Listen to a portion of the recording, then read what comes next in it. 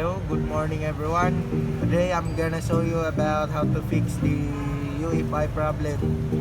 Update corrupt. No need to go back to old version, just create a folder. So see this.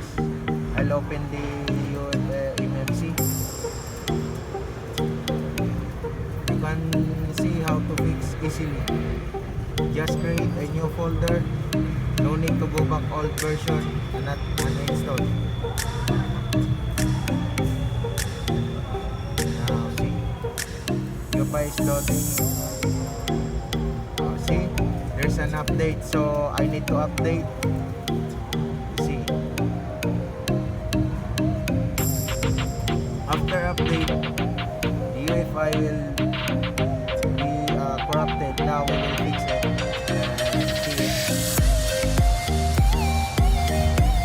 Just follow the steps and your problem will be solved.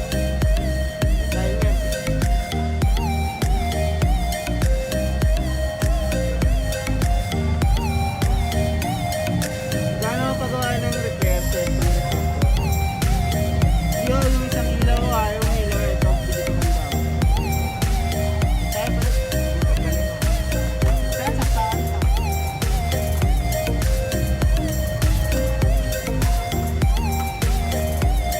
Ano pala yun eh?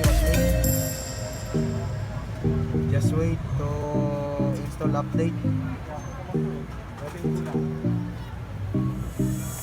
Ano yun eh? Naka-clip? Oo pala. Kailangan mo sirain yan. See?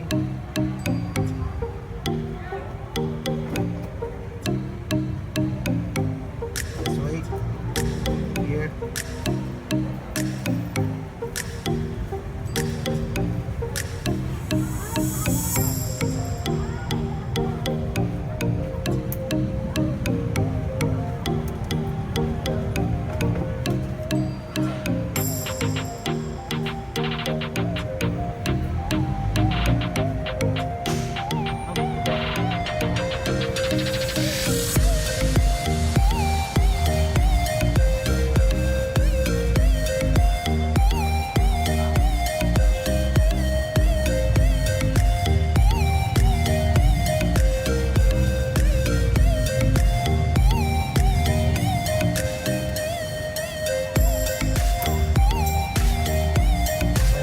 See, software is restarting. I will need to restart the software. And see, installation directory is corrupted. Now please reinstall up to close that, then open the file location. Just create new folder name UFS, name it UFS. So folder. Create new folder and name that folder as UFS. Now you see, click, then close. After that, open again this software. And you see, it's working. It's not corrupted anymore.